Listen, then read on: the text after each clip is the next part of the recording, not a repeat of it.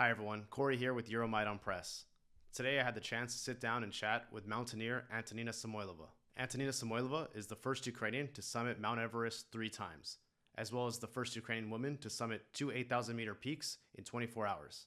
Today we're chatting about her achievements in mountaineering, how the war has affected her goals, as well as what are her plans for the future. Enjoy the interview. Let's start from the beginning. You're from Cherkasy. Yeah, I'm from Cherkasy originally, but last 20 years I have been living in Kyiv. Kyiv, okay. Yeah. Beautiful city. Beautiful, my favorite. And my first Everest was in 2022. 2022. Yeah. Okay, one question that I have, and I'm sure everyone else has, a girl from Cherkasy, how do you get into mountaineering? Yeah, I know they have the Hoverla here, which is the highest peak in Ukraine, but it's nothing compared to Mount Everest. It's nothing. It's like a hill. And I haven't been there, by the way. You haven't been there? No, I haven't climbed the Verla. Is it too high for you? The hill is Too high, yeah. too high. You need oxygen tanks. But somehow my life took me to mountains in 2018. It wasn't my, how to say, my wish, to be honest. It was just company of friends who invited me to go with them to Kilimanjaro, and that's how my mountain journey overall started. But I didn't fall in love. I didn't fall in love with mountains from the very beginning. Actually, I would say I hated it because it was very hard. I didn't expect. I don't know, like a usual person in the city, I didn't know what altitude does to your body and what altitude does with nature, actually. So in my mind, it was like Kilimanjaro, Africa, okay, it's like should be warm there. And it was minus 15 degrees Celsius on the summit, and I was very cold and didn't like it at all. But then somehow, usually you forget everything bad that happens to you. And then 1 year after, we went to another mountain and then another one. And my fourth mountain already was without any of my friends. I went alone to Antarctica. Antarctica? Wow. I summited the highest point of Antarctica, Mount Vincent.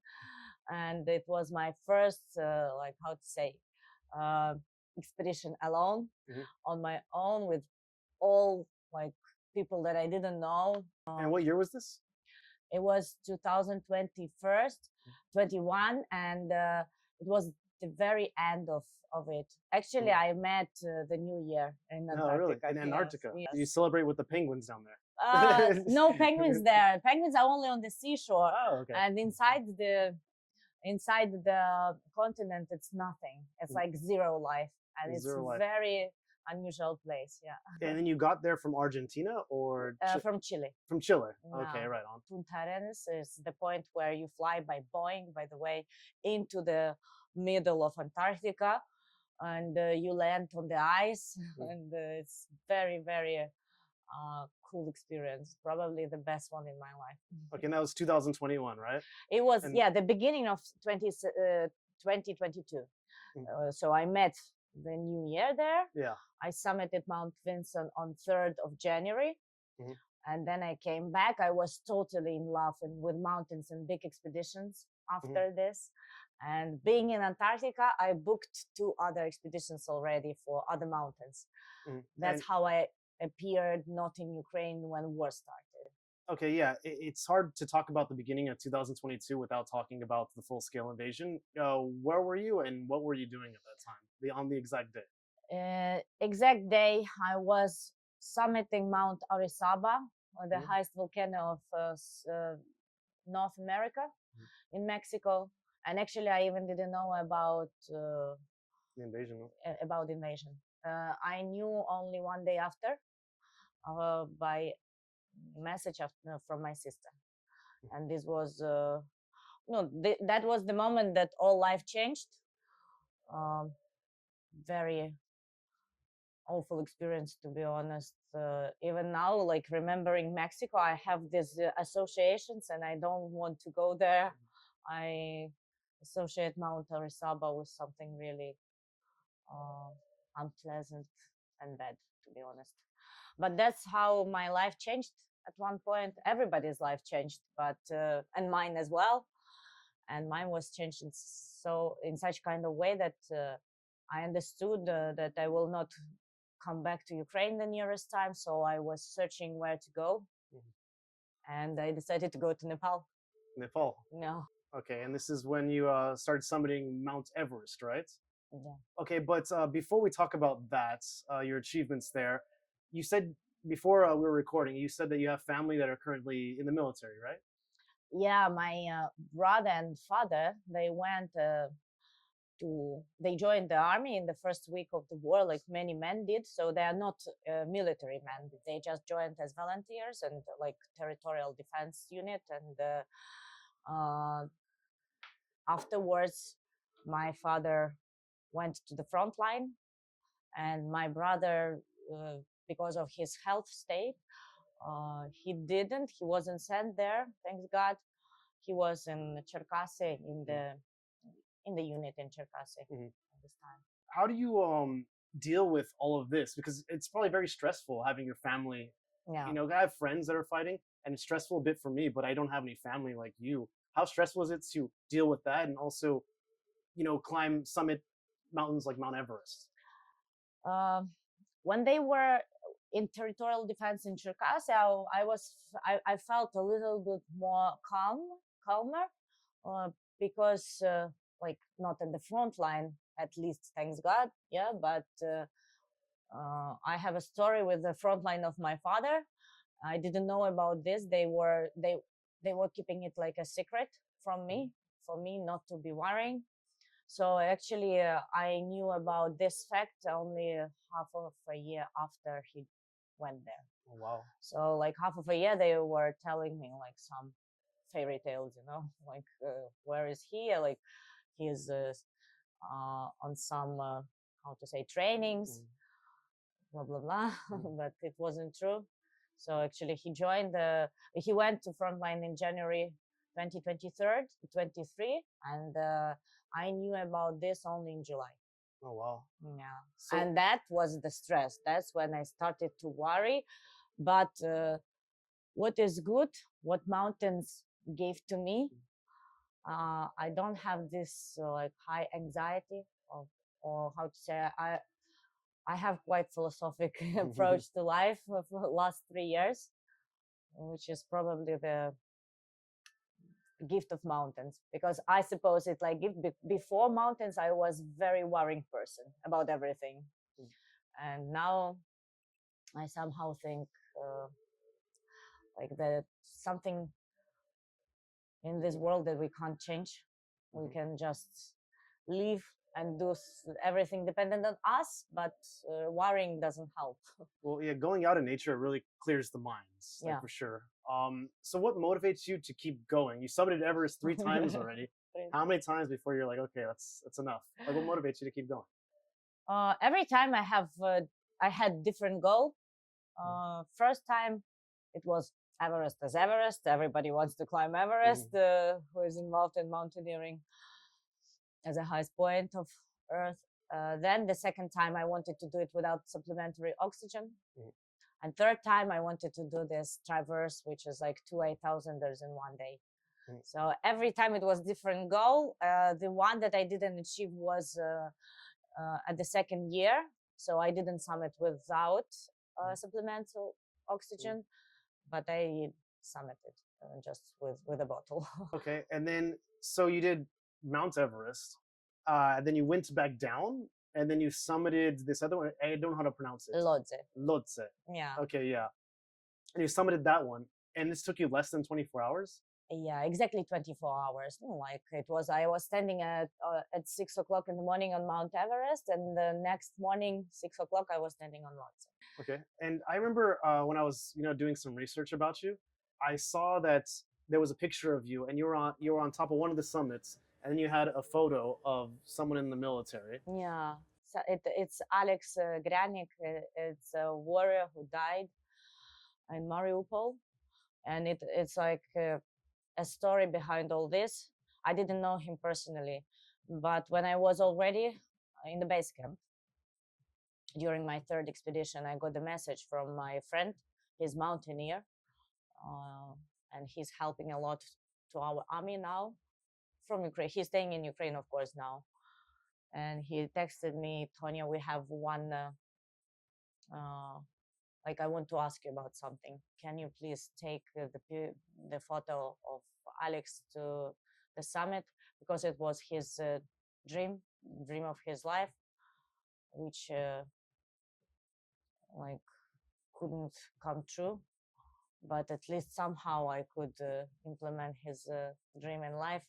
And because I was already in mountains, I asked my friend to print this photo in Kathmandu, and they sent it by heli to base camp, and I took it with me to the summit. That's how we did this. Wow, what an incredible story. Yeah, it's an incredible story. And afterwards, even before I posted this on my Instagram, I got the message on Instagram from his mother, and it was the moment when, like, I was destroyed morally. Yeah, I mean, I feel like I'm starting to tear up. I mean, I guess it was like very emotional, right? Yeah, it was, because she texted me. I didn't know she was following me, by the way. And actually, I think she didn't know that I would bring her his photo to the top. And when she saw it somewhere on media, she texted me, thank you, that she was as much happy as a mother of a died son could be. So that's the story. Okay. And what are your plans, for the future now? You summited Everest 3 times. You did the 2 8,000-meter summits. You're setting world records for Ukrainian women. Are you planning to set a record just for women in general? I think there are so many records lately in mountains, especially like also on the women's side. Yeah, I even don't know what can you do to make the world record. But anyway, I want to continue. I want to summit more 8,000ers. Of course, as I think as many mountaineers have a goal to summit all 14. There are 14 8,000ers in the world. Probably that's my goal either, but I'm not in a rush. I just want to enjoy. This is something that I understood during my second Everest, when I was very, very sick with COVID. I understood that I don't want to rush or to run for any records, just like for record as a record. I want to enjoy mountains, which I love a lot. I want to enjoy the community that is there. A lot of friends I have from all around the world. We meet each season in the fall. And this is my very special other kind of life. And I want to continue. But what exactly, I don't know. We never know. Maybe something will come to my mind. You said there's 14, right? 14. And how many have you, 14 or 40? 14, 1, 4. Okay, yeah. 14. And how many have you summited already? 4. 4. Okay, Yeah. so 10 more. 10 more, which is not so much, probably. 10 plus 1, Hoverla. So 10 plus 1, Hoverla is for sure. I wanted to summit it this summer, but didn't have time. I want to do some kind of a project to take a lot of people there, and who wants to summit with me or communicate with me for several days there. And in such kind of way, we can gather some money and send to army. I have some ideas. We'll see. Okay, and whenever you do these summits or you meet people at the base camps and they find out you're Ukrainian, like how do they react? There's a lot going on in Ukraine right now, obviously. Yeah, it was very different in 2022, because it was like all eyes were on us, of course, everything.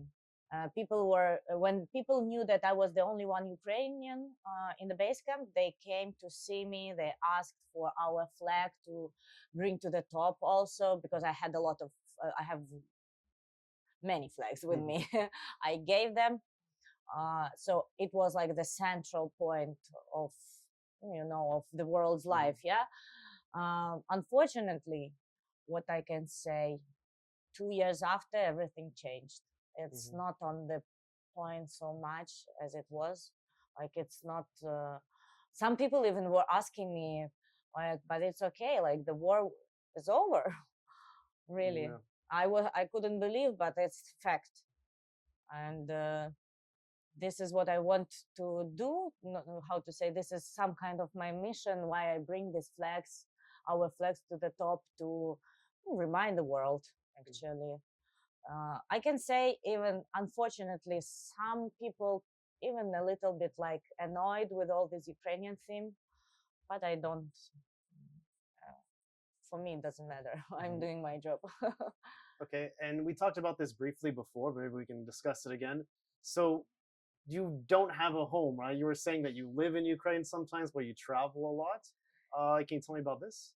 Yeah, I do have home. Of course, my home is Ukraine and Kyiv. But last few years, I spent not a lot of time here at all. And I think my stuff now, all my clothes and things, are all over the world, at least in 4 places now. Like Croatia, where my sister lives, Nepal, where all my mountaineering stuff is, and now Vilnius. And how does it feel living in Ukraine? I feel absolutely okay, to be honest. Even like when it were blackouts all over Ukraine and it was quite uncomfortable, yeah. But for me, it was okay because I got used to all this like bad conditions in mountains. I can spend like I'm spending 40 days in the tent without any toilets, any showers, etc. So for me, it was okay. And also probably because of mountains, maybe because of my character, I don't feel fear being here. Maybe it's like some kind of stupid from my side, but I don't care what they are doing. Like, I mean, not that I'm not afraid. Even like all these bombings and missiles. I mean, it's very relatable for me because I feel the same way. I've been living in Ukraine since 2015. I've been here since the full-scale invasion. Briefly, I left the country, but I came back after a few months. But so Ukraine is your home. Yeah, Ukraine is my so home even for sure. The war, after the war, you plan to live here. Yes, I have apartment here. I love to come back. I love Kyiv so much. I don't have any plans to leave Ukraine. Okay, and what do you think the future of Ukraine looks like? Difficult question, but I think that we have the future, and we just don't know which exactly kind of future. Hopefully, it will be the one that we are dreaming about. I want to see Ukraine the prosperous country. I want to. I want just for people of Ukraine to be happy. To be honest, to see happy children's faces, as everybody does, of course. We just need to have patience and determination because we have one goal. We want to preserve our sovereign state. This is the main. Okay, and of course you want Ukrainian victory as well as I want Ukrainian victory. But what Ukrainian victory looks different to many people. What does Ukrainian victory look like to you? Difficult question, to be honest. I would say my answer is changing with time. My answer is the victory of Ukraine is when we have our own sovereign state. Yes, with capital in Kyiv. This is my answer. I would love to have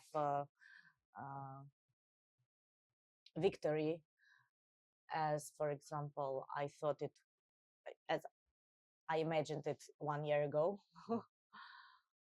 with all the borders, or with the borders of 1991. But I don't know. No, it's really tough. I have a lot of friends that are in the military, and it's really stressful. And you have family there, so I can totally understand your perspective. And for people that aren't aware about the situation in Ukraine, that are trying to understand more about it, what is something you wish more people would know about Ukraine? I want people to know that war is not over. It's taking people's life every day in huge amount, and I just want the world to remember this every single day, and to support us. uh, it's very important to support in all kind of ways, including morally also. Like when it's like with any kind, with any person, when you feel the support uh, from the other one, not only financial or just some material things, but also there's moral support. Like when the world stands with us, I think it's very important. This is what I would like for world to continue. Because it was great support the first year. Of course, it continues, but I also don't want the world to be tired of Ukrainian war, because when people are tired, they get used. They just don't want to care about some things. This is what I don't want to happen. I believe that's everything that I wanted to talk with you about. So, Antonina Samoilova, it's been a pleasure chatting with you. You're such an incredible person. Thank I wish you luck on setting all the records, women's or just records in general. You have 10 more summits, and I hope to see you at the top of Hoverla. Yeah, for sure. Thank you very much. It was nice to meet you. Nice to meet you.